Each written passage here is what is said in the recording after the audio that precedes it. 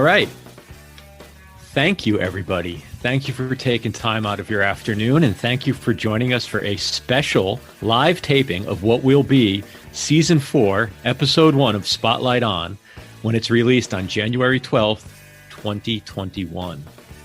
Today, the spotlight is on Michael F. Schein. Mike is the founder and president of Microfame Media, a marketing agency that specializes in making idea-based companies famous in their fields. Some of Mike's clients have included eBay, Magento, LinkedIn, and several prominent universities.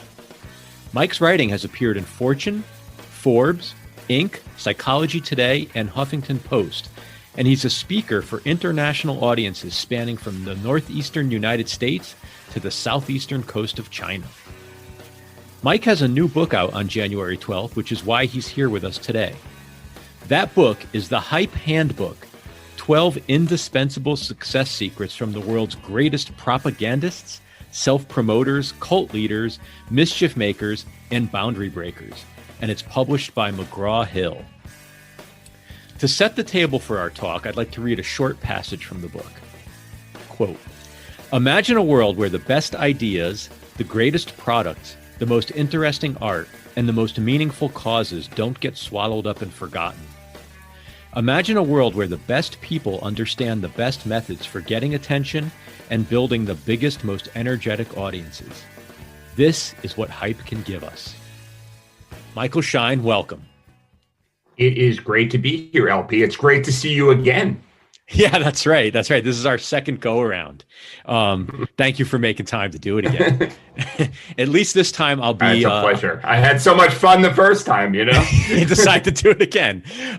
Yeah. Well, and this time I have the benefit of having read the book. So thank you for sending me a copy. Of course. I just finished it about 24 hours ago. And I truly enjoyed it. I feel like from almost the first page, it sent my mind reeling in terms of practical things that I could learn and understand and apply. But we'll dig into that in a few minutes. First, to help the audience level set a little bit, can you tell me basically where are you from? I live in Beacon, New York, which is a town that is about an hour, 15 minutes outside of New York City. I've bounced between three metropolitan areas. I'm from Philadelphia, lived in Miami for a long time, lived in New York, bounced back to Miami, back to Philadelphia. I joke with people, it's the Jewish triangle. You know what I mean? I used to think that like Jewish people were 60% of the population. I didn't realize that most people didn't know Jewish people. They're all in those three cities. So, yeah. And so you grew up in Philadelphia? Well, really in between. I moved from Philadelphia when I was 9 to Miami, but I would every summer go to South Jersey, which is basically Philadelphia. And then I went to college in Philadelphia, went to New York for 5 years, went back to Miami for a job, and then came back to New York. So I really have split my time between those three cities just by sort of happenstance and connections that I had. And what was the Philadelphia of your first 9 years? What was your awareness of Philly? Like, what was your experience of Philly? Were you a city kid? Were you in one of the more like sort of suburban neighborhoods? Yeah, I was in the suburbs, but I liked it. It was a happy time for me. I mean, my family was all there, and we had a close family. So it's funny. I lived in the suburbs, but my grandparents lived in a row house in Northeast Philly, which was very much the city. And I would stay there all the time. And it was the smallest house. You know, I don't know if you know what Philly row houses are like, but it's like you flip like a tall building on its side. It's just like this rectangle with, walls dividing the places. And it had one bathroom, and they used to have 4 kids, but it was like a magical place to me. Their basement was full of all kinds of cool stuff. And I just felt very loved there and like sitting on the stoop. So I had both experiences, I guess. And what brought you all to Miami? Yeah, my father got kind of a bug to go down there, and so we went. You know, he made a job change, but it was really prompted by his desire to want to go to Miami, and I had no choice in the matter, but I guess we all followed. There wasn't a family vote. There were no family votes in my family. That was, Dad kind of called the shots in that one. Yeah. Yeah.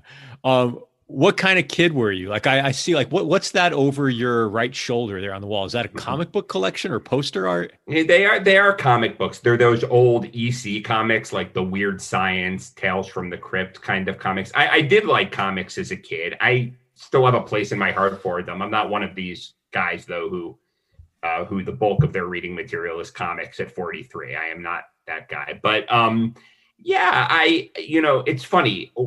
Even though I like sports, I think I may have had a learning disability. So I read and spoke very early. So people thought I was smart. I guess I'm smart.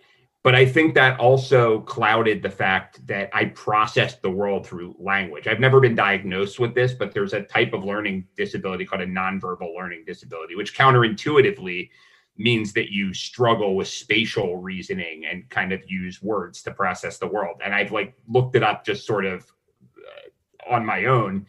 And I have all of the hallmarks. I'm not very good at puzzles. I get lost very easily. And I wasn't very good at sports, even though I wanted to be, which made me very sad as a little boy. But I think it made me imaginative. I mean, I read a lot. I drew, even though I'm not particularly great at drawing, but I did. Always making stuff up. I think I was kind of funny and that sort of thing. Yeah, yeah. And did you go to high school in Miami? Yeah. And what was your what were you in high school? Were you a music guy? Were you a car fanatic? Like pigeonhole yourself for me. I was sort of a mixture of a goody two shoes and a mischief maker. And I guess what I mean by that is I didn't really get into real trouble. So first of all, I was a student. I got good grades and I cared a lot about that. I don't know why. That was just important to me. I didn't really get into real trouble, not big into drugs, didn't steal cars, none of that. However, I made trouble in other ways. I would debate with teachers. I played in a band called the Psychotic Koalas, and we encouraged people to throw. We brought up like a big thing of Slim Jims, and we told friends of ours to throw the Slim Jims at people, and one hit a teacher in the face. So things like that. I would cause mischief. So I was this weird hybrid of the two things. It was. I've done a lot of thinking about this. I don't know what that's about. It's strange. Yeah. Well, mischief is a word that comes up a lot throughout your book, and I want to come back to that in a minute. But I wonder if you could start by giving everyone a definition or the definition that you use for the word hype. Yeah, so I've really, with this book and just in general, tried to reclaim the word hype the way that in the past people have reclaimed punk. I mean, that was prison lingo, or, queer in the LGBT community, which I don't mean to compare what I'm trying to accomplish with the struggles that community has gone through. But, hype is usually looked at as a negative word. It means drumming up a lot of attention around something that isn't valuable. But I see it very differently. I see it as any activity that drives a lot of emotion among a large group of people to get them to take a certain action. And there's no moral component to this. It can be a good action or a bad action. And I was really inspired by hip hop, because that's the one community where hype is not considered a negative. It's very much just a fact of the streets or of doing what you need to do. Mm-hmm. Do you have a theory or a thesis as to why that's unique in hip hop? Yeah, I do. So I've researched, as it says in the subtitle, a lot of unconventional promoters, right? So cult leaders, propaganda artists, but also a lot of music managers from the early days before it was big business, a lot of pranksters. And I think the one thing that what I call hype artists have in common is that they are on the margins, with some exceptions. But by and large, what defines them, or what they have in common, is that they don't have a direct path to get what they want. They don't have a direct path to power. So they need to be creative in the truest sense, right? And I think, if you think about hip hop, it was born in the South Bronx, which is still the poorest neighborhood in the United States of America. And now there's a rapper who's a billionaire, Jay-Z. And the thing that's been interesting about hip hop is there was actually, in many of the early hip hop groups, and even today, there's a character called the hype man, who not only is in charge of getting the crowd excited and sometimes even running street teams, but who actually raps. You know what I mean? And there's never been this divide in rap between hustle and business and art. It's always been, you do what you got to do to get paid. And I think that's telling. I think when, in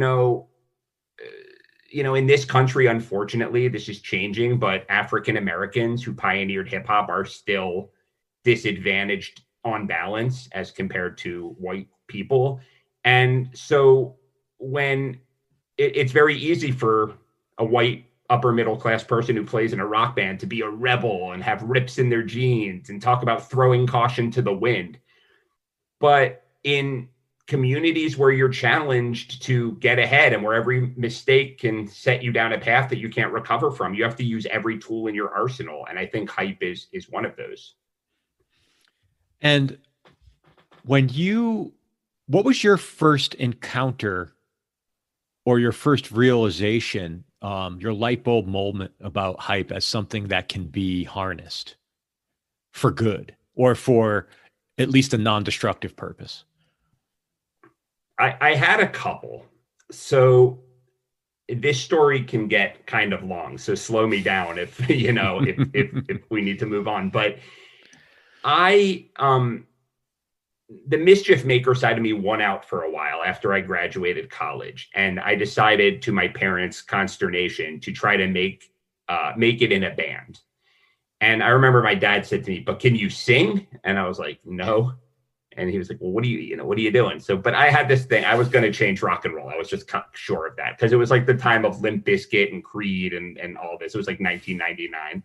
So I was just confident that this could happen. The Clash couldn't sing well, right? So I got together with some guys who played better than me. And we didn't make it, quote unquote, because that's a very hard thing to do. However, with the wisdom of a 43-year-old man and the realization of how little talent I had, it's amazing how well we did do. I mean, we used to sell out Arlene's Grocery pretty regularly, which is a pretty well-known club. I mean, it's where the Strokes started out.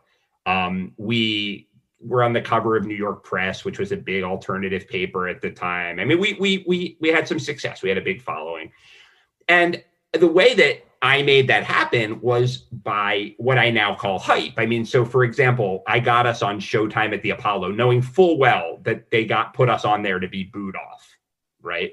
But that got us a lot of attention. We had a song called Ash Wednesday, and I used to dress as a nun. And sometimes I would walk around the Lower East Side and like go on stage from the street, So I would do all this and it worked. And so then, when that kind of folded, I had no way to make a living. I got a job, and, I'm a hard worker and I'm not a dummy. And I started to do well there after a while. And after the first 3 years, I was really miserable, but I started to do well. I started to get paid more, and I started to become kind of a corporate guy. And after 8 years, I was real miserable, but I was making decent money, good money for me. And I was a vice president and the whole thing. And I left. And I decided I was going to be a freelance copywriter. And I figured, because I was a good writer and I knew about business, my talent would just win out, and I would just get all these clients. Look out, world, here comes Mike. Yeah, right. And I had like a year's worth of savings. It's funny. My business model was I was going to write telecom white papers because I knew that field. And I was going to write one a week for $5,000 a week. And I was going to make more than my corporate job. So how's that for a business plan? I mean, if you want to buy this, you're buying from a real business wizard, this business book. So that was the plan. It did not work. I almost lost all of my savings. I was terrified. I had an infant, It was bad. And I read every sales and marketing book. It did nothing for me. And at wit's end, I was like, this is weird because I'm so bad at sales and marketing right now. I'm horrible, but I was really good at drumming up attention for the band. Like, wasn't that marketing? But we never thought of it as marketing, So I said to myself, what if I tried to do some of that kind of stuff, but in this new environment? So there's this guy named Gary Vaynerchuk, which do you know who he is? I mean, not every group knows who he is. Feel free to give 15 or 30 seconds on who he is. So Gary Vaynerchuk is this guy who's certainly in my field of marketing and content marketing in particular is a big celebrity. Yeah, Gary V. He started out with this company called Wine Library TV, which was pretty cool. But he's basically an internet guru, and his whole thing is that he goes around screaming at young people to hustle, hustle, hustle. And he used to say, I get up and tweet from the toilet, and this and that, and that's what you have to do at 3 a.m, and blah blah blah. And I would hear this guy, and I thought, while I thought he was a great business person, I thought his advice was ridiculous. I thought it helped him, but not these kids. So I had talked my way into a column at Inc. magazine. And so I wrote an article, which I was actually scared to write, called Why Gary Vaynerchuk is Flat Out Wrong. And I posted it, and I was terrified. So that night, and I cannot stress to you how much of a nobody I was at this time. He recorded a rebuttal video calling me out by name. And he started out nice. And by the end, he was sweating and talking about he could retire tomorrow and this and that.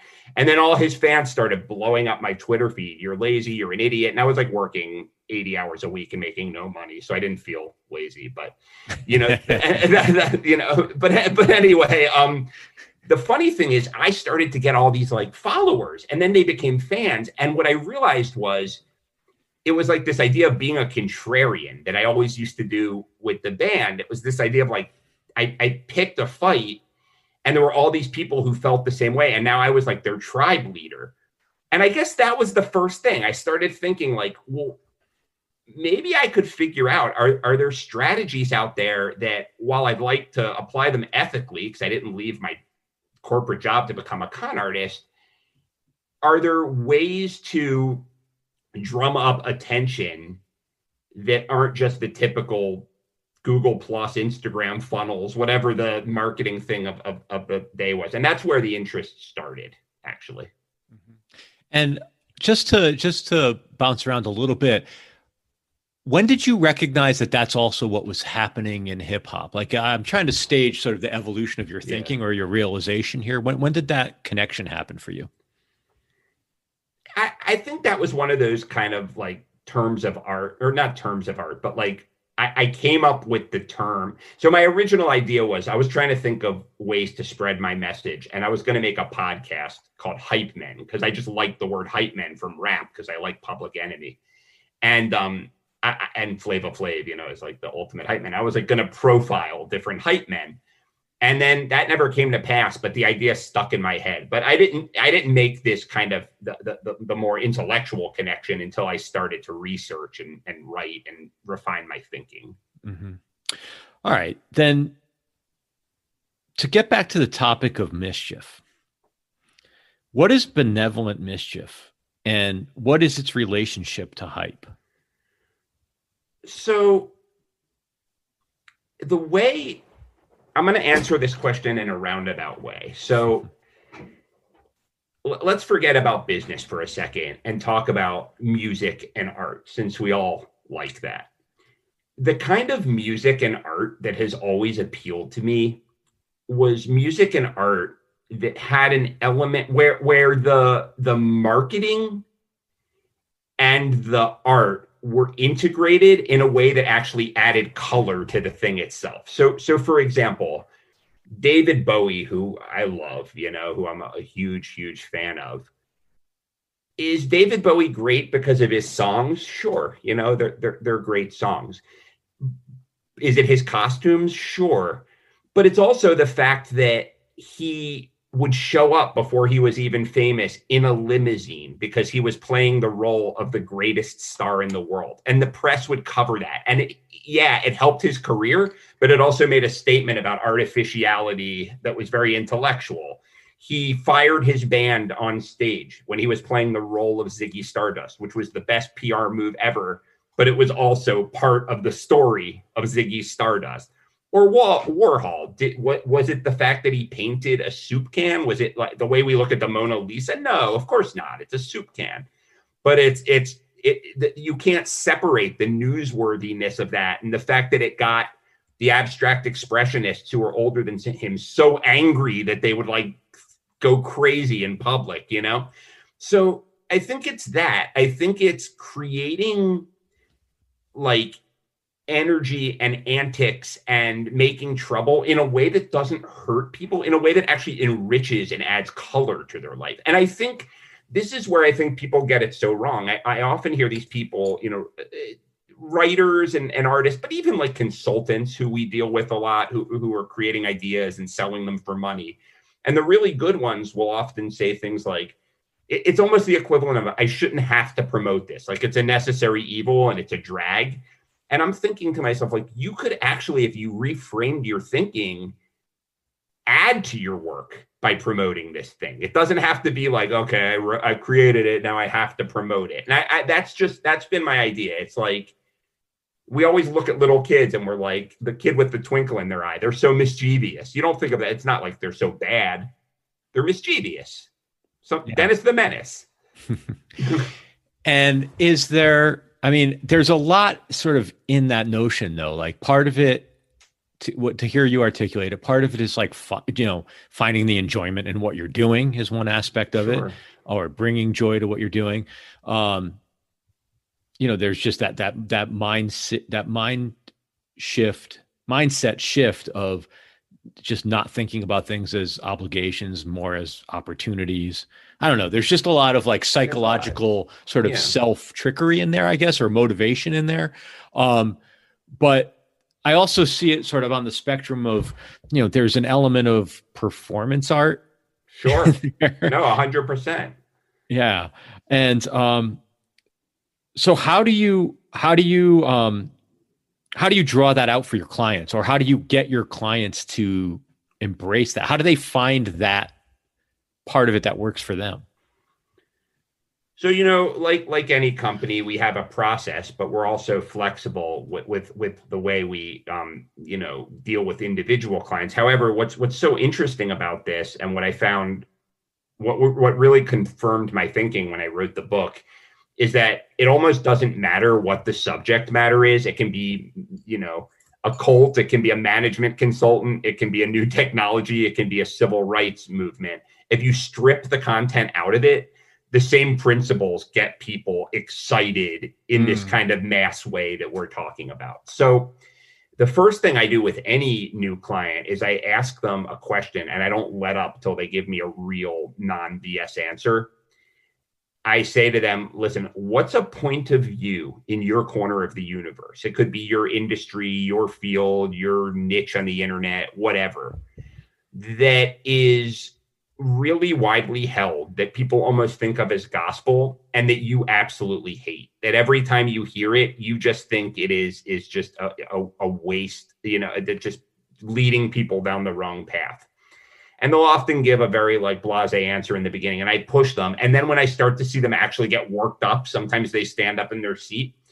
That's when I know we're at the beginning of having a contrarian point of view. Because if you don't have that strong point of view, nothing else matters. If you have this very like boring, we have an excellent, you see this with music. I'm not going to give a business example. You can talk about people who have their business to business technology, and they talk about the functions, but even music, sometimes you'll see this singer who's perfectly good. They've got great songs and they strum a guitar and, this and that. And often those people fail because it's almost an artistic point of view. You know what I mean? And I think it can be really similar with business people. And then we run that through absolutely everything we do.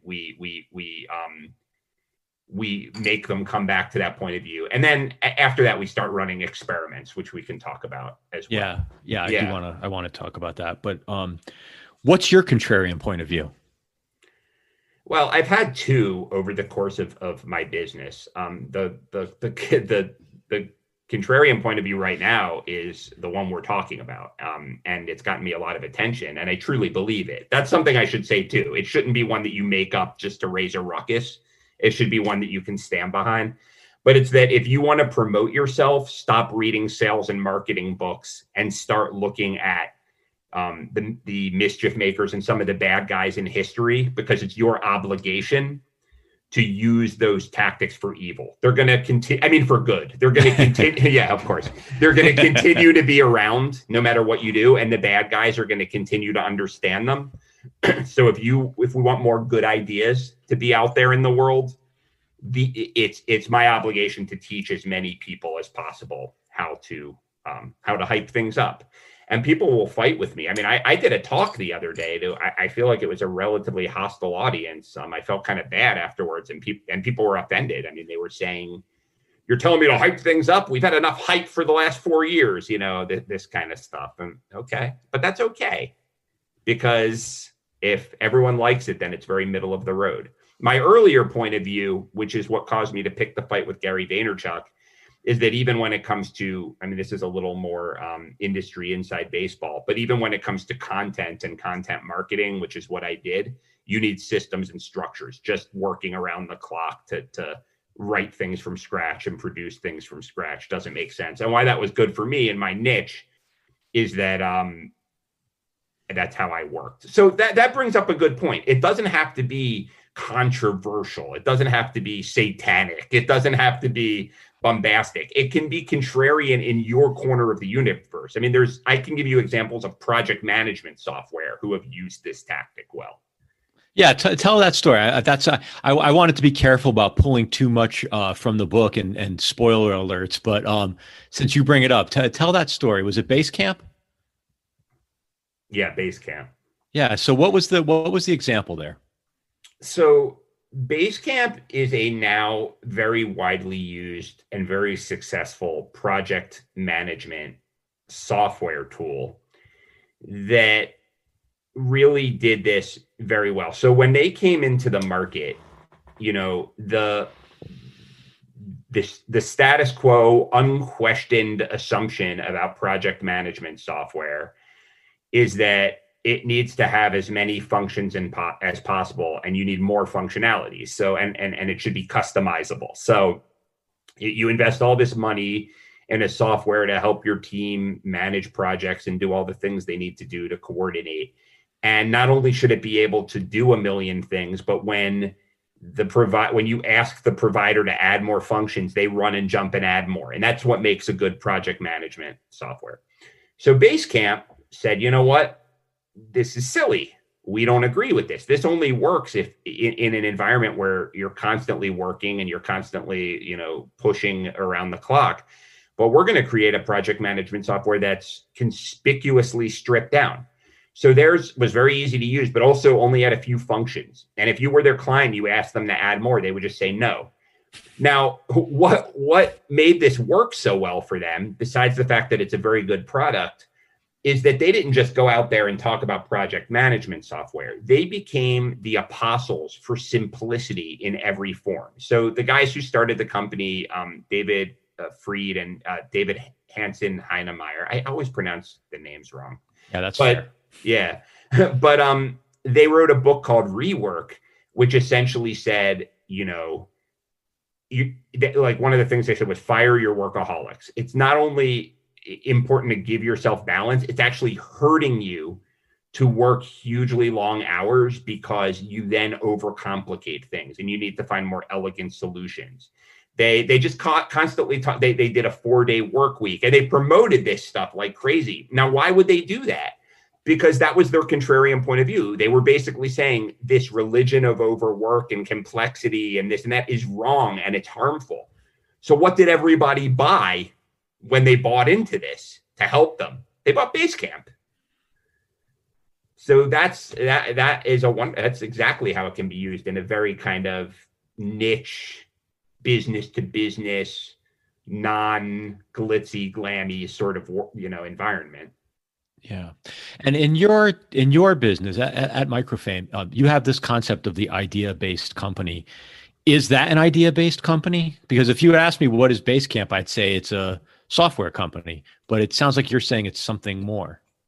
It's really a great question. And it's funny that you say that, because when we started the company, I used to say consultants, not idea-based companies, because, like most businesses, especially agencies, when I started the business, I would try to sell to anyone who would bring me in. And I remember having this meeting with like this product company, like a commodity type thing. I forget what some kind of it was like a financial product, a real estate financial product, actually.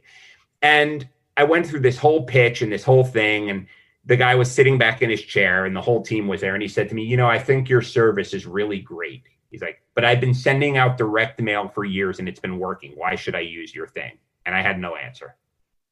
I knew it could enhance what he was doing, but if he was convinced that this thing worked, like, why should I sell it to him? So what I realized was consultants, people literally selling their ideas who had no physical product, they would complain about the very thing I could solve. They would say, I've got this great service, but no one knows who I am. I've got this great service, but no one knows what we stand for. So I didn't have to convince them of the value of what we did, of what we do is, we find a niche, come up with that contrarian point of view, do a bunch of experiments until they look like they're everywhere at once in that niche.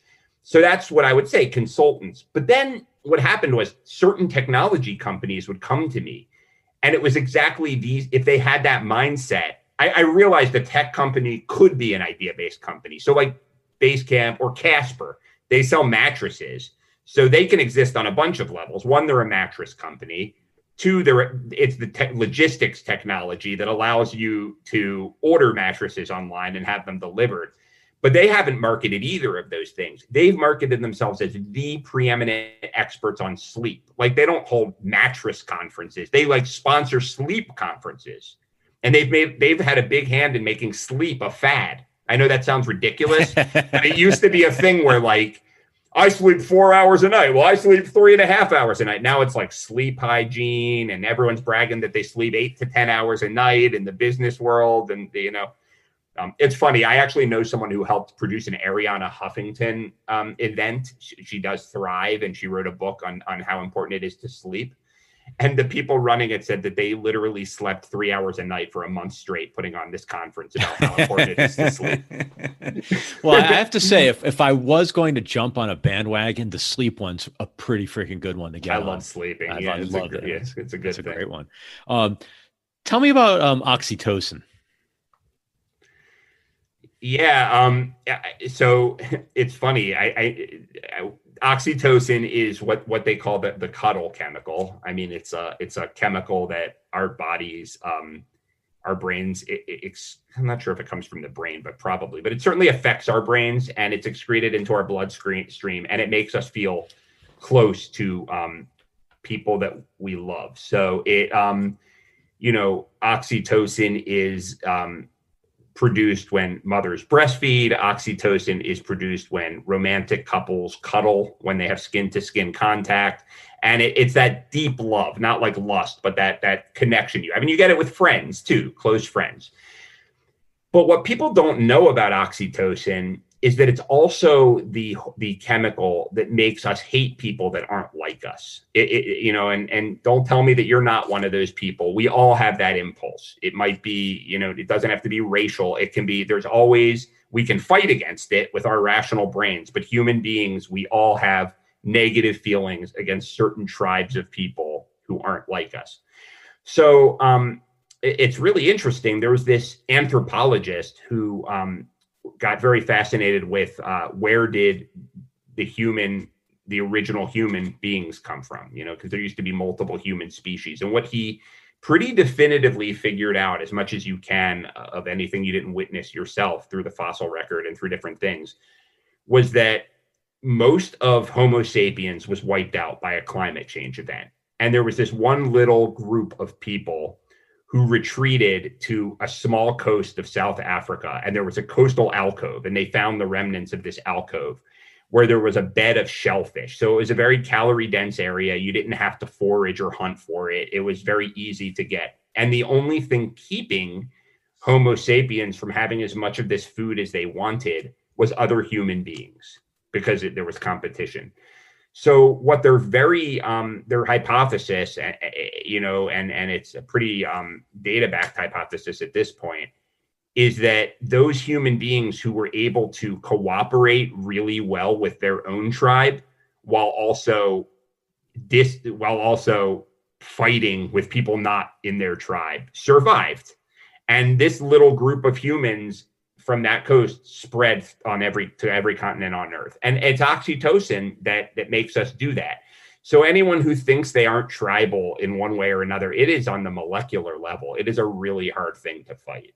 So are you saying those people in that little cove in South Africa adapted genetically that trait of sort of tribalism or anti-other and extreme cooperation with those like them? So if you think about what's so interesting about human beings, try to put chimpanzees are pretty smart, and gorillas, they can even learn rudimentary language and that kind of thing. But imagine putting a bunch of chimpanzees on an airplane and saying, listen, sit in your seats for 2 hours. We'll come by periodically and give you food, and then file out in an orderly fashion when it's done. They would rip holes in the side of the airplane, right? But human beings can do that. We file in, we file out, we cooperate, we do recovery efforts, we create cities, we create, let's give ourselves some credit. We talk about how awful we are, but we're pretty good at cooperating with people that we identify with. And oxytocin causes that. Oxytocin is secreted when you think about your country. If you love your country, like in World War II, everyone loved their country. Or like the old Ray Bradbury stories where they would go to the band shell and people would play John Philip Sousa. That gave people a warm feeling inside. I get a warm feeling on 4th of July because I have good memories of the summer. At the same time, we see it in our own country now with Republicans and Democrats. These have become tribes. They're families breaking off connections with each other. There are, people who won't date Republicans, won't date Democrats. These are political parties, and that's pretty intense. So yeah, we do both at the same time. And yes, the hypothesis is that those human beings who had that combination were much better adapted to this calorie dense area because they could kind of monopolize it. And so when people talk now about, missing hugging their friends or relating these experiences where they accidentally brushed hands with somebody in a store by accident or when a delivery person handed them the bag and they accidentally touched flesh during the pandemic, there's an oxytocin element to that going on, that's the oxytocin's doesn't have an outlet or isn't manifesting or I don't know. I'm not, I'm not a biologist and I don't know exactly, but from what I do know, we do need touch and we do need, human relations. We're the most social animal on Earth. Yeah. So, well, and your chimpanzee flight, clearly you haven't been on some of the Southwest flights I've been on, but that's a topic for. Yeah, no, I you're right. I've done a lot of Spirit Air. Although it's funny that you say that because, so I just saw a clip of a woman who was on an airplane and she wouldn't wear a mask. And the flight attendant came over and said, ma'am, you have to wear a mask. And the woman conspicuously ignored her 3 times. And then the woman, the flight attendant, I don't know, she called the flight attendant an a-hole. The flight attendant got a cop. The cop escorted her off. Someone yelled out, "Okay, Karen," and everyone applauded. Now, I assure you that the woman who called her an a-hole was a Trump follower and was in that tribe. And I assure you the person who yelled out, "Hello, Karen," was an anti-Trump Democrat. So I don't know. That was interesting to me. Yeah. About a mask. A thing that shouldn't be tribal at all. Right. Yeah. It's amazing how the things that even self-preservation has become controversial. Right. But it's, yes, that's the moment we're in. I sometimes think the reason this is my own pet theory, that the reason we're having so much internal division right now is because there's no Soviet Union and there's no Nazi, or Axis powers. I mean, if you think about it, when did this internal division rev up again? It was in the 90s, Yeah. There's no Gollum. Yeah, I mean, what was the only thing that brought the Earth together in that movie Independence Day, right? It was the aliens. I mean, that's the only thing that's ever going to unite the nations of the Earth. And Will Smith, maybe. And Will Smith. And Bill exactly. Was the other guy? Bill Pullman. Yeah. Tell me about the concept of milk before meat. Yeah, so I love this concept. Actually, it's a concept that various religions, especially new religions, have used quite explicitly in these terms. They'll often say it's in a certain it's the Pearl of Great Price, which is a piece of Mormon scripture. They said, the children should be given their milk before their meat, which basically means, and it's also preachers have said it, various groups, and what it basically means is you can't give little babies the heavy stuff. You got to introduce it with gentle milk and then ease into the meat. And so there's been a lot of research done about how human beings on a brain level adjust to change. So human beings are very neurologically bad at accepting big changes. And again, that has an evolutionary basis probably as well. I mean, if the forest goes from green to yellow and orange in 1 second, it's probably a fire. That's, not a safe scenario. But if it goes very gradually, that's autumn, right? So we fear big changes. However, you can introduce the same change in small little droplets over a period of time, and we won't even notice it. Magicians do this all the time. They'll often deflect your attention and kind of move something very slowly, like across a table, especially what they call close magic. It's like card tricks, and that's how they make it appear like it's jumping. So a lot of times, we get used to religions, but new religions and cults, their beliefs are invariably odd because they're supernatural, and when they're new, they're hard to accept. So countless cults and new religions have used this tactic to gain a foothold, and those that don't usually fail. And just to dig in a little bit on the tactic, the idea is that if your religion is, little green men from outer space, that's the meat, but the milk along the way is the way of living, or the way, like, can you just give an illustrative example? You just gave a real example, weirdly enough. So Scientology, almost certainly, although they're not open about this, at the highest level, the real religion is that there are extraterrestrial beings called Thetans that who came from who lived on the edge of a volcano and like dispersed into the minds of every human being. And that's what causes negative thoughts. So that's a hard thing to accept. I'm going to give no basis on whether that's true or false. And in fact, other religions are just as weird. We're just more used to them. But that's, you walk up to someone in the street and say, I've got a great new gospel for you. There were ancient aliens on the lip of a volcano who are infecting your brain. They're going to be like, get out of here before I call the police, right? However, Scientology is pretty popular, and it's often very popular with rich and powerful people. So they never come in with that. They come in with, Dianetics reads like a self-help book. It's about, and a lot of it makes sense. I've read parts of it. You read it and it's, exercises for eliminating negative thoughts, exercises, they say, if you don't understand a word in this book, look it up in the dictionary, because it's important to define everything in your life and not have blinders on. Stuff that makes sense, Then they have you monitor your emotions, and everything looks very clinical. It doesn't really look like a church. You have these little machines that look kind of like what you would use. We're such a data-oriented society. So it speaks the language of modern American society. And then they introduce a little more. And then they say, well, maybe you need this special, extra special machine, but now you're used to machines. So the kind of weird machine doesn't seem so unusual. And then, and it goes on. And before you know it, you're believing in aliens on the lips of volcanoes. And it's just, this is so powerful. Like, there are literally thresholds in the brain. There's this woman, Kathleen Taylor, who wrote a book called Brainwashing, and it's an academic book.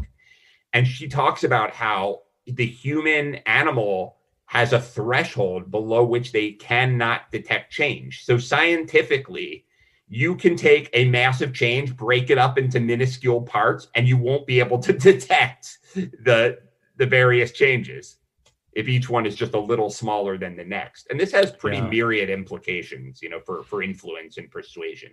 Yeah, that's incredible.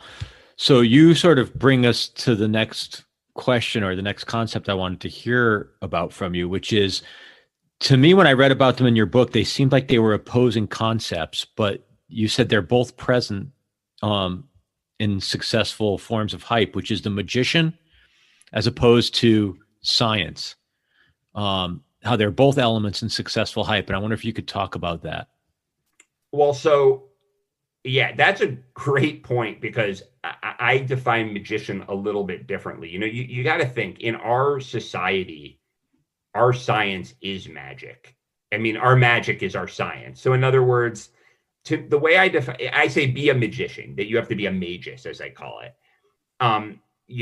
What I mean by that is that there was always a caste of people in ancient civilizations. The first that we know about were actually called the Magi. It was those people who visited, Jesus on Christmas, but that was actually an ethnic group in ancient Persia, and their role in society were to do fortune telling and stuff. And they would come in before a war, and they would always have amulets and burn incense and say all kinds of words, and they wore robes, and they were very austere. And sometimes their predictions would be wrong, but somehow it didn't matter, And I don't know. I mean, look what just happened with now you can't do tea leaves in magic anymore unless you're in certain audiences, but we believe in statistics so much. I mean, Nate Silver and the pollsters have gotten it dead wrong for 2 elections in a row. With the figures and the charts and the this and the that, they can't predict anything. And as far as I know, the next election is going to roll along, and there's still going to be polls, and people are still going to be checking Nate Silver's thing because it has the appearance of authority. So it's not about the magic. It doesn't mean go around being a magician, in the traditional sense. What it means is coming up with a basis for your claims that aren't just spouting off opinions. So a consultant does this all the time. It's funny. When I started my business, I was trying to think of what, I'll leave out names here, but I was trying to think of what form it should take. And I was thinking maybe I should start a consultancy. And I sat down with a friend of mine who was working at one of the big 5 or whatever it is now, big 4 consulting firms. And the firm charged $100,000 for an exploratory deck for a very major company about digital marketing. And the thing was 100 pages long. I knew my friend knew nothing about digital marketing. They researched it. And there were charts and figures and diagrams and doodaddies and pie charts and statistical analysis. And I'm telling you, this deck basically said do digital marketing for $100,000. But if they just said do digital marketing, they would have paid nothing. I mean, So those are the magic spells. That's the abracadabra. That's the amulets. Yeah. So it's the magic and the science are intertwined. Because our magic is it's the appearance of science. I mean, sometimes real science isn't as flashy. So if you talk to a real scientist, there's a lot of nuance in what they do. I have a friend who's a scientist, a personal friend who works at Pfizer doing clinical trials, not on the vaccine. But we took a walk recently, and she explains to me how these trials were actually done. And it's so fuzzy and muddy and non-authoritative, because that's what real science is. It's observation and being willing to be wrong. That's not what I'm talking about. People don't like that. people like, Simon Sinek, who I use an example. He's this other guru who does a lot of great stuff, but he made this video about why millennials are the worst people ever, and he comes on there with his little spectacles. Now, this guy doesn't have any scientific background. He worked at an advertising agency, and he's like, I forget what he said, so don't hold me to this, but it was like, parents were helicopter parents, and as a result, the epinephrine and the da-da-da-da in the brain, caused them. Like, he had this big pseudoscientific explanation, and you're like, oh, it must be true. Let me share this video, right? So I'm not saying lie. I don't think he lied. What I'm saying is people love signifiers of credibility. And in the ancient world, that was tea leaves and amulets and magical spells. In our worlds, it's statistics and pie charts and data and brain science. But whatever it is, you need credibility signifiers. It's the same reason doctors used to always wear white coats. It's the same reason recording engineers used to wear white coats before it became. Now I think they don't, because you're supposed to be a rebel to be a music producer. But for many years, that wasn't the case. They were the technicians. So they wore white coats. Yeah. Well, and I feel like that is actually intertwined with the next point that you talk about, which is theater and drama, the role of theater and drama. Can you talk about that a little bit? So this is really, I thought you were going to say this was what sounded, you always surprise me, because I thought this is what you were going to say sounded contradictory with the milk before meat, because with the milk before meat, I'm saying introduce concepts slowly. And with theater and drama, what I'm saying is never neglect the flash and panache. You know what I mean? I mean, it could be a rock concert. It could be Amway, where they literally use staging and lights and colors. But it could also be, okay, so I have these 3 comic books behind me on the wall. Everyone always brings that up. I happen to put them there by accident, but I'm keeping them up because it says creative. That's staging. You see those and you're like, this isn't just a boring old marketing guy. This is a creative marketing guy, right? So making sure you worry about your staging is important. However, it's when your ideas or what you're trying to put across has a lot of competition, when there's a small margin between what you're doing and what other people are doing, drama becomes very, very important. So like Amway, literally what they actually sell is like hand soap and laundry detergent and like breath spray. And so there's not much of a difference between their stuff and Tide and Binaca.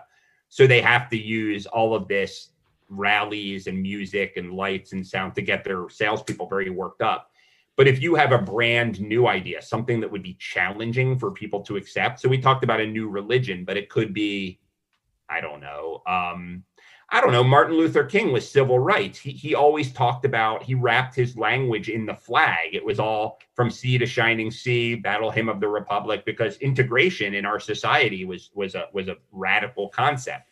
So if something is going to be hard for people to digest, introduce it in stages. If there's not much difference between your thing and another thing, if you've got another singer-songwriter with a guitar, an acoustic guitar, you might want to introduce some theater into the mix. Mm-hmm. There's a couple more things I want to talk to you about before we let folks chime in with their own questions. And one is the fetishization of work. That part of the book, I really felt like it was burying the lead to a certain extent, just because it's such a powerful concept, and it's been so artfully used. Because it was at the end, because I waited till the end, you mean? Yeah, it was such a powerful hit that late in the book.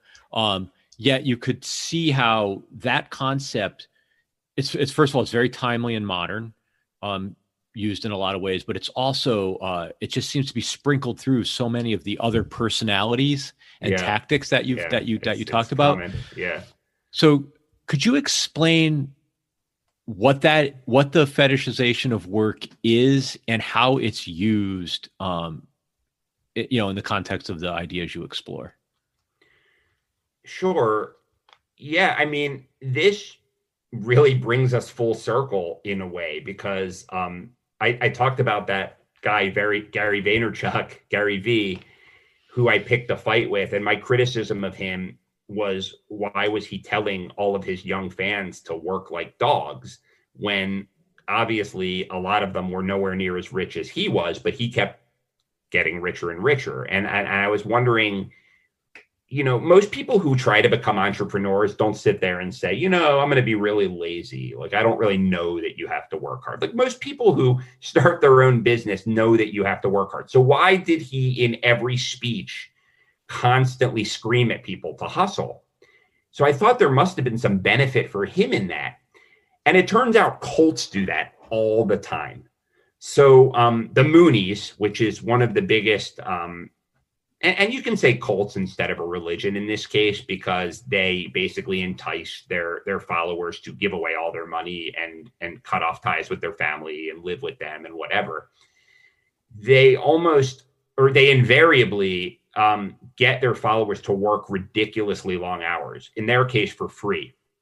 And so on one hand, why that's great for the cult is that they spread the word for the company. It's like Tom Sawyer. Do you guys remember that from either your own reading or English class? Like, he tells he doesn't want to paint the fence white. So like he says to his, oh, this is so much fun painting this fence, paint the fence. So then everyone starts painting the fence and he's like eating an apple. So if you make it out like working on behalf of this great cause that we share is so wonderful, they do the spreading of the word for you. So Gary Vaynerchuk was awesome, right? I mean, everyone's out there. They call themselves Vayniacs. They're constantly telling people Gary V, because they're working hard, right?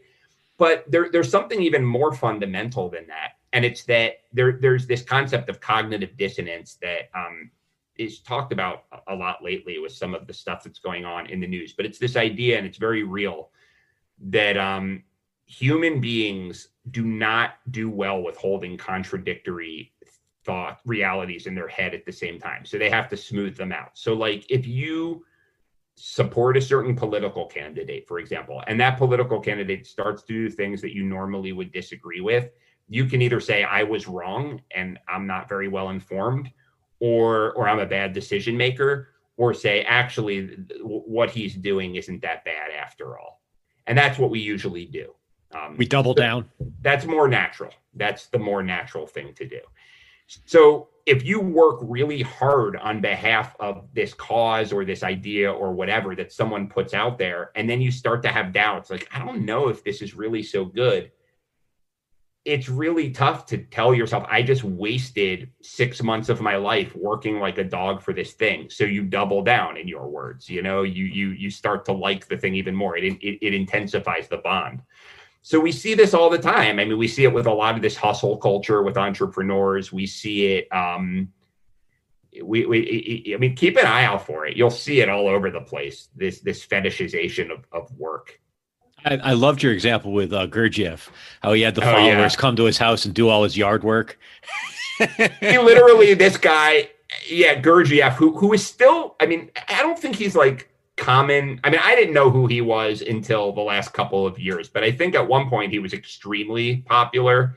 And I'll go to like new age bookstores and he's still looked at as this great figure. He was this new age thinker. For sure.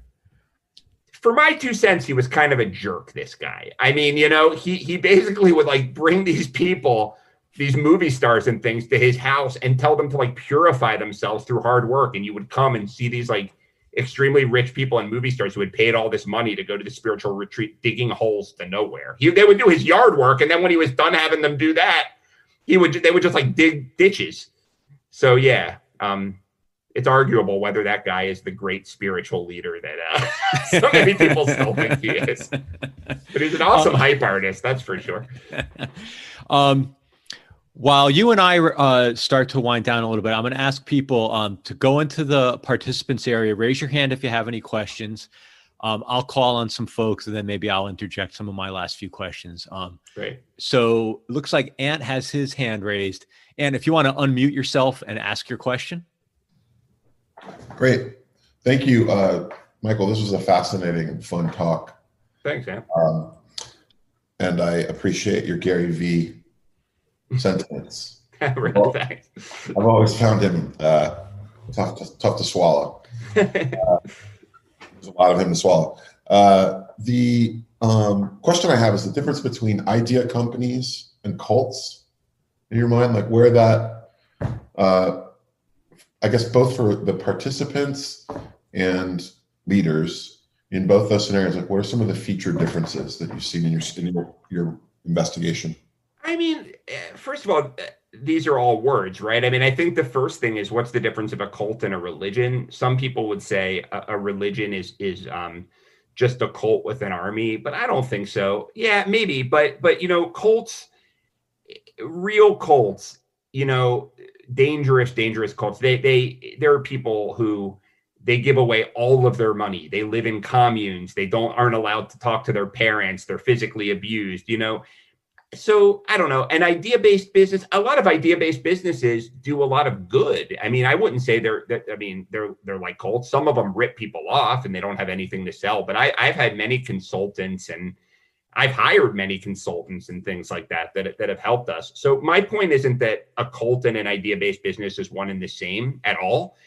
It's that the strategies, if you strip away the content, the stuff that they're teaching, the same strategies that get people excited about one can be the same that get people excited about others. And I would rather have an idea-based business use these strategies. So like, for example, when I was a teenager, I was flipping around back when you flipped around, and there was a documentary about the Grateful Dead, and there was like a televangelist. And the hippie fans of the Grateful Dead were like swaying around and like in ecstasy and moving around. And then I looked at the televangelist and the people in the audience were flopping around. So it couldn't have been more different of what they were selling, but the reaction was exactly the same. So I guess that's what I'm trying to get at.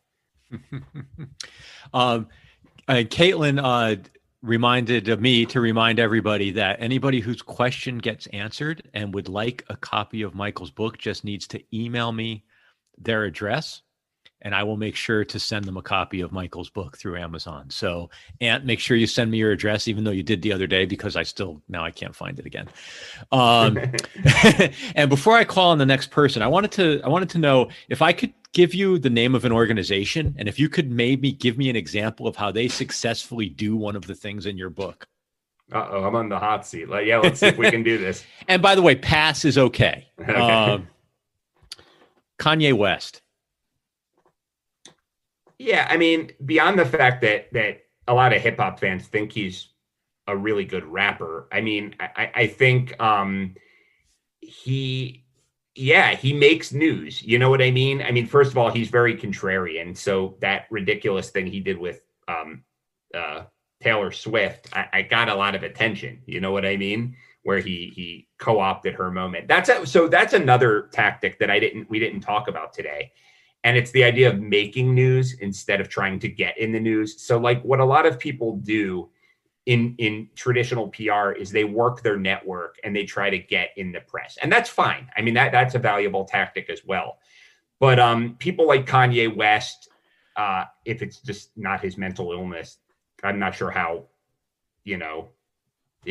how thought out his stuff is. But yeah, I mean, there was a group in the 60s called the Yippies, like Abbie Hoffman, and he would constantly make the news. He went out and said, we're going to levitate the Pentagon. Now, he knew full well that they weren't going to levitate the Pentagon, but that became this big news story. But if you think about it, there was no news. He created an event that got covered everywhere.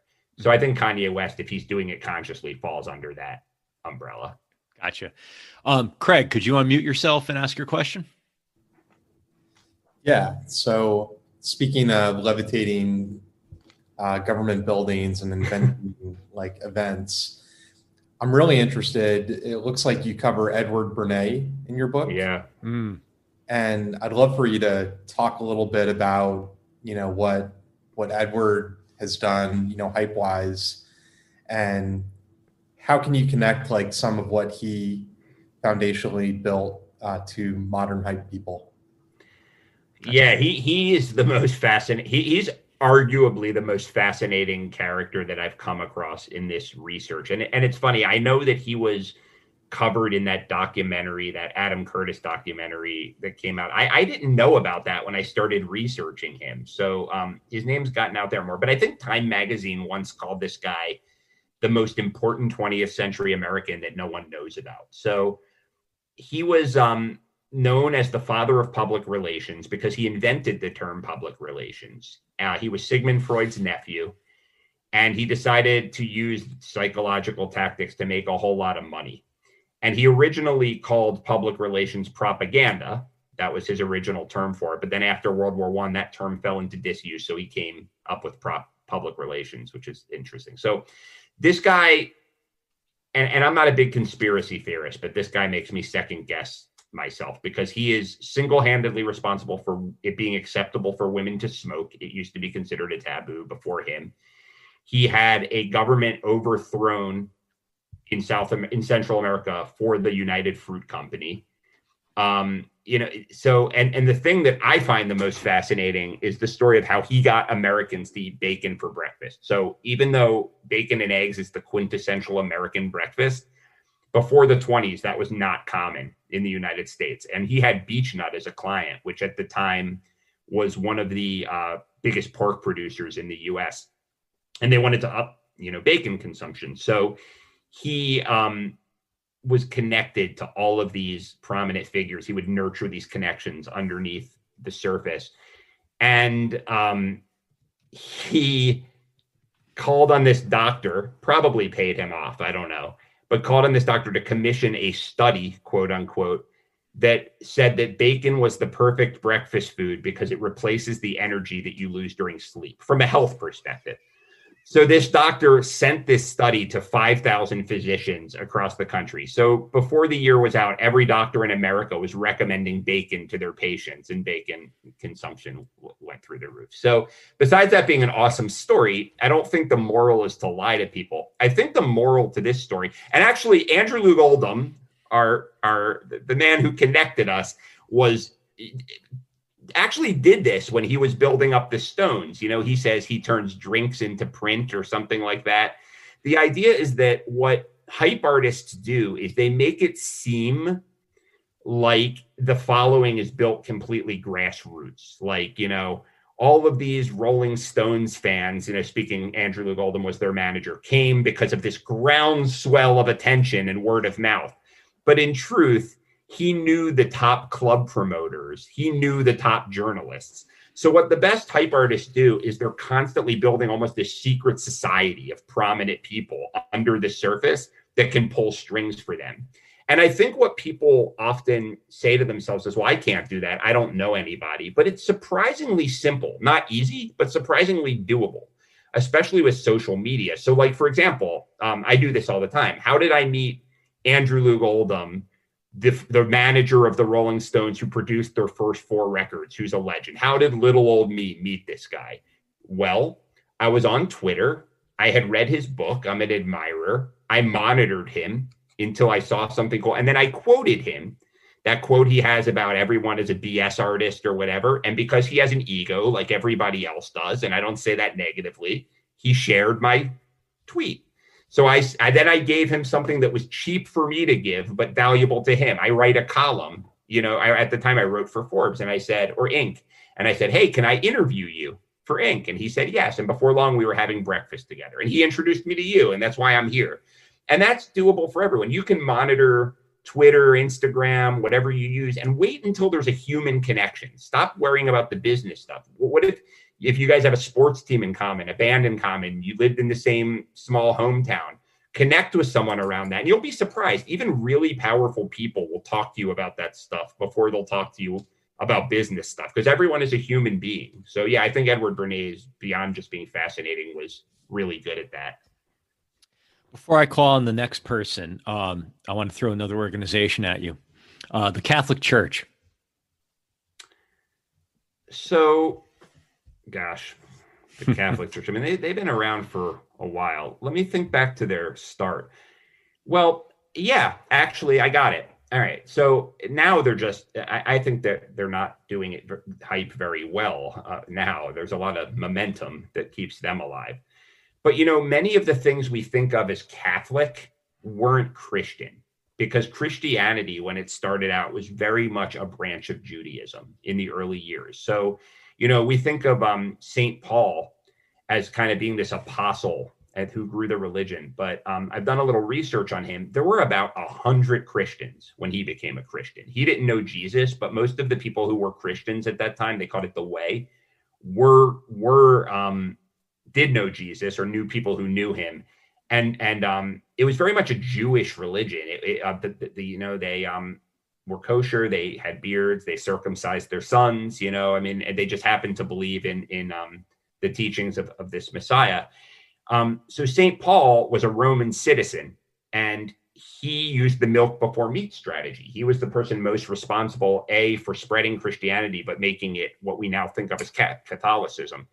So he was from a town called Tarsus, where they had this ritual where you would drink symbolic blood, for salvation. He took that. He took a lot of Roman and pagan rituals because he told people, you don't have to circumcise your son. That's a little heavy when you're a Roman that, hasn't really done that before. So he basically used Roman religious practices as the wrapping paper for Christianity. Milk before meat. He introduced it slowly. And most of the things we think of as Catholic are actually pagan. The incense, the chanting, all of that. Those are not Jewish things. Those are pagan things. Even the word priest. Sacerdote in Spanish, it's sacerdote. That's a Latin word for like priest, like pagan priest. So that's how they did it. All right, thank you. Stephen, can you unmute yourself? Yes. Hey. Hey there.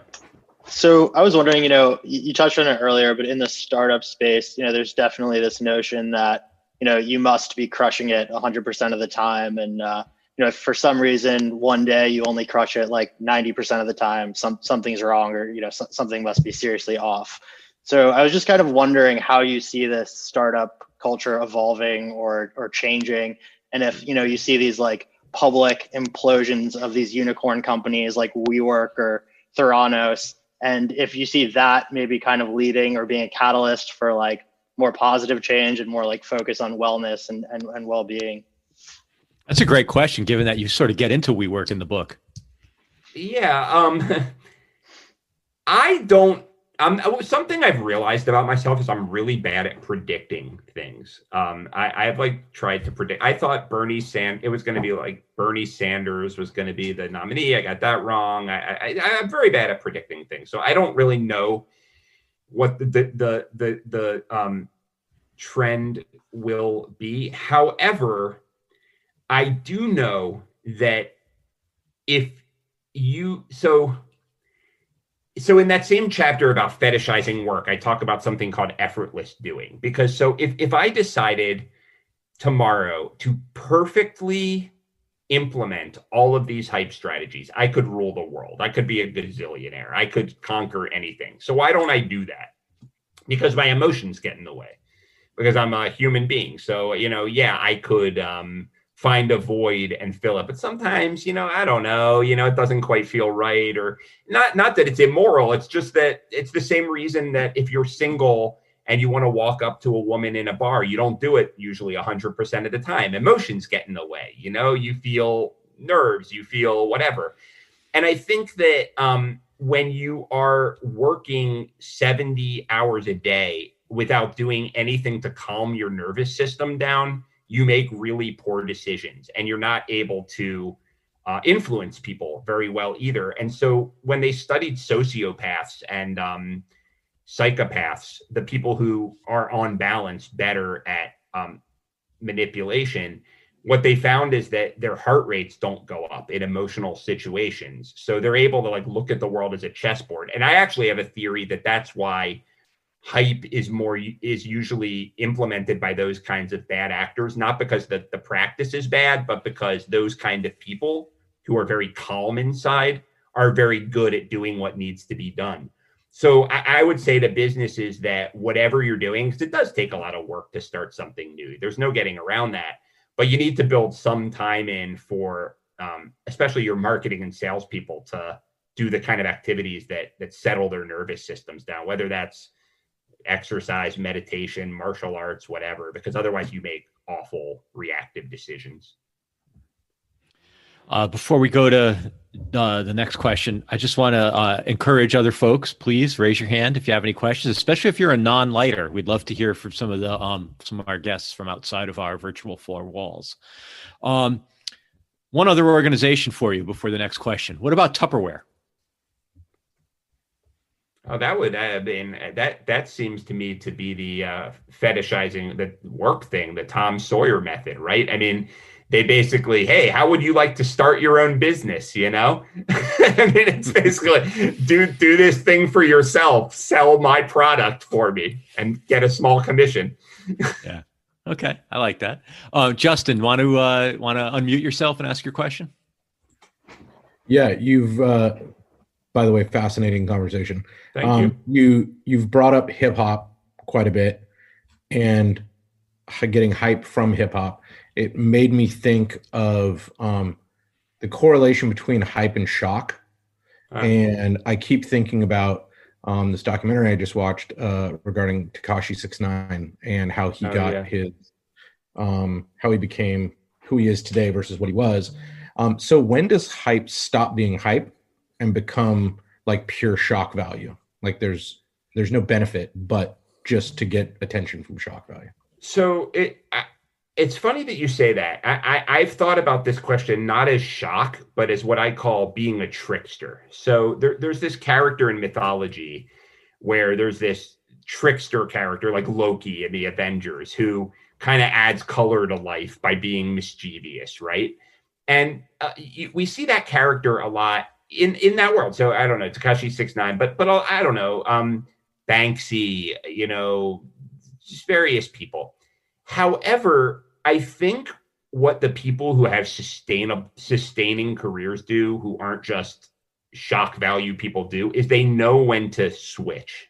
They know when to move into their new incarnation. So I think where being a trickster or being a shock artist is really valuable is when you're not noticed, is when you don't have any leverage, right? So like when I don't know, I'm trying to think of an example. So there's a guy named Ryan Holiday, who I'm very familiar with, who is now known as like this really a serious guy. He's relatively young for being as successful as he is. He's like, you know, in his early 30s, but at 21, he was the head of marketing for American Apparel.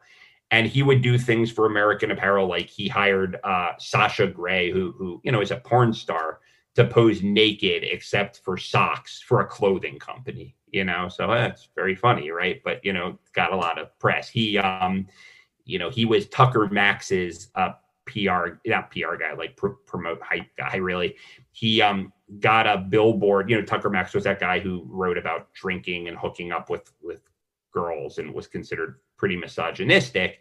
And he got a billboard for the movie, the Tucker Max movie, in the middle of the night, spray painted like sexist pig on it, then called in with a fake name to a feminist publication. And before long, feminists everywhere were vandalizing the billboards, which is exactly what he wanted because it got all kinds of press and the movie did great. But, you know, at a certain point, he didn't want to be that guy for his whole life. He was really interested in like very heady guy, Greek and Roman philosophy, wanted to be a very serious writer, you know. So he wrote this book called Trust Me, I'm Lying, where he exposed, quote unquote, his awful practices, his trickster practices. But that did two things. It showed how smart he was. It was a cool read, but it also allowed him to make the transition into his new persona.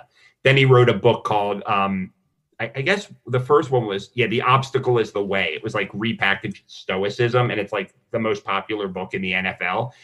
And so now he's not a trickster or shock guy at all. So I think the trick is knowing what your goals are and how can you use it as a tool to get attention. But when is it time to shift? Otherwise you become Dennis Rodman, right? I mean, that guy, the green hair and all that helped him get famous. Madonna told him to do that, but now he's just a clown and an idiot. And everyone sees him that way. I don't know if he really is, but that's how people see him because he never made the shift. Does that answer your question? Yeah. I feel like follow up to that would be when I think about people like Madonna or Lady Gaga or Miley Cyrus, who intentionally changed their brand on a constant basis to evolve. Especially Lady Gaga. You know, Miley Cyrus constantly comes back to she can't quit the tongue out shock thing, you know. But Lady Gaga was so smart. She's so shrewd. She did the meat dress and all that stuff. And the minute it no longer served her, she's strumming guitar on stage with Bradley Cooper, getting rave reviews as like the Barbara Streisand character, right? I mean, she's no one is shrewder than her in entertainment right now. Before the next question, I'll throw another institution at you to see how they use hype. Alcoholics Anonymous. I don't know. I think they just help people. I'm not sure if they're. I don't really know enough about it, but I know that people. I think that might just be good old fashioned word of mouth. But I don't know the story well enough to know, if I'm honest. Yeah. Okay, fair enough. Jeanette, want to unmute yourself and ask your question? Yeah, of course. Thanks for taking the time to be here with all of us. This is my pleasure. And thank you. My question is like your thoughts on Beyonce and Jay-Z, like as an entity within themselves, because I feel like as a hip hop head, it's like they both started off as like a lot of hype behind them, but they both pivoted into these huge, like multi-dimensional, I don't want to say characters, but controllers of different markets that no one ever thought they would be a part of. Yeah, I mean, I would say, and I don't know the ins and outs of all the things they're involved with. I mean, I would say on one hand, it's worth noting that they are two of the most talented people in their respective fields of the world today. I mean, there are a lot of stars out there who are perfectly fine, but they use a lot of auto-tune and whatever. I mean, she is like Etta James level talented. And I saw this video where he was, coming up with 99 Problems, like Rick Rubin was producing it, and Rick Rubin like called the Beastie Boys in. He's like, you got to see this guy. He's like coming up with this song on the spot. You know what I mean? So that's the first thing. But I would say, without knowing all the ins and outs, I would say that I would also say that not everything is hype. Like I would say, apparently Jay-Z really likes that book, The 48 Laws of Power, and I would say that he's probably as good at there's hype, which is getting a lot of attention, but he's also good at cementing power, you know? Like he always makes sure to own his rights. He always makes sure to own the business. So that goes beyond hype. You know, I don't think everything is hype, but I would say that if there's anything, it's that there's this concept of presenting yourself. Another aspect of being the magician is that you're flawless. Like you are a giant. You dial up your strengths and dial down your weaknesses. And I think they do that really well. I mean, the way Beyonce, I feel like people speak about her as if she's like a Greek goddess, like not like a human being. It's like this woman can do no wrong. And I wonder, there's no person like that. So I wonder where how conscious it was to create that image. So the transformation is incredible as well, because you think back 15 years ago and Destiny's Child was really thought of as being sort of a tool of the father. Yeah, that you're sort right. of Matthew Knowles was the brain trust, and it was all him. And it's just clear that he's got very talented children. No, it's a great point. I mean, like everything else, I mean, there are so many factors. I read that he used to, have them run and sing at the same time so that they didn't lose breath when they were dancing. But yeah, I mean, she grew up, I guess. I guess some of it seeped through. But yeah, they were a great group, but they were also looked at as sort of like a pop bubblegum group. And she's looked at as like a Diana Ross character or like Etta James. So I don't know. That's probably above my pay grade on that one. But yeah. There was a piece about Jay-Z. I think it was within the last year, although my concept of time, like everybody else, is pretty fucked up at this point. But there was a piece about, to the contrarian point of view, that Jay-Z's business deals are never with the brand. It's always with the brand that's slightly distressed or left of center because he can get more from them. So he didn't do a deal with Apple. He did a deal with Samsung. He didn't do a deal with Spotify. He did a deal with Tidal. And he can always get more out of them. He can get a piece of the company. He can get a bigger check because he finds these brands that are a little bit more desperate or a little more hungry.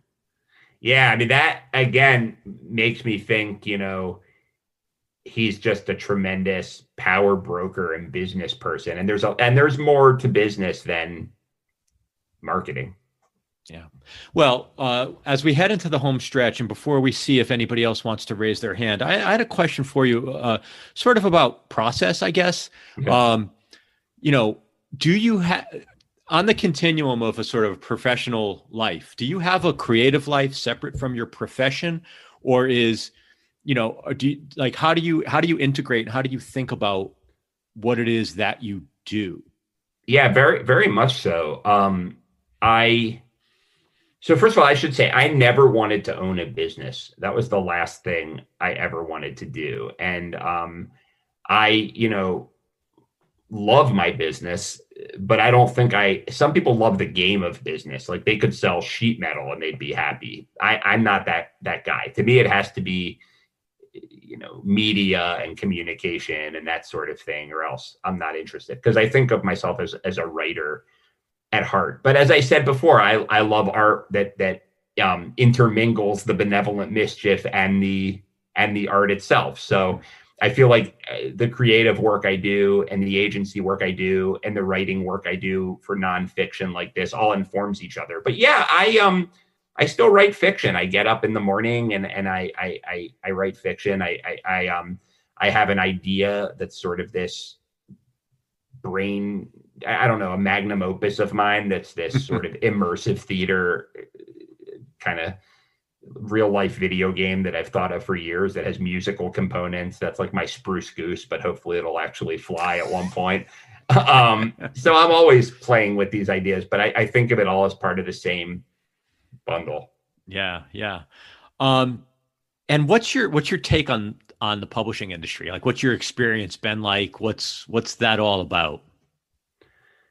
I mean, I have an editor named Danya Dickerson who's been so great. I mean, she acquired the book and she's supported it the entire way through, and she made the book better. I mean, I didn't know what it would be like having an editor and if I would just disagree. And she really did a good job of splitting the difference between kind of not making me feel like a jerk and my writer's ego and making good suggestions.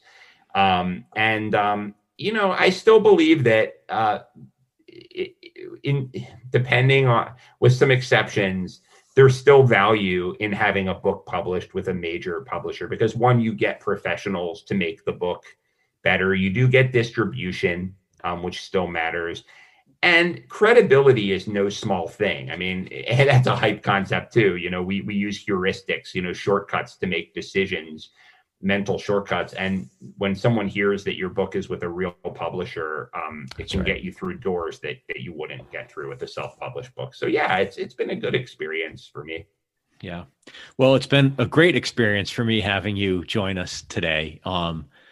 Thank you so much, man. I love talking to you. I'm glad we got to do it twice. Yeah, me too. It's been fun. This is the beginning of a beautiful friendship, as they say. I love it. If everybody wants to unmute and give Michael Schein a round of applause, I think he would appreciate that. And you can congratulate him on his book, which will be out January 12th, the same day this podcast episode will drop.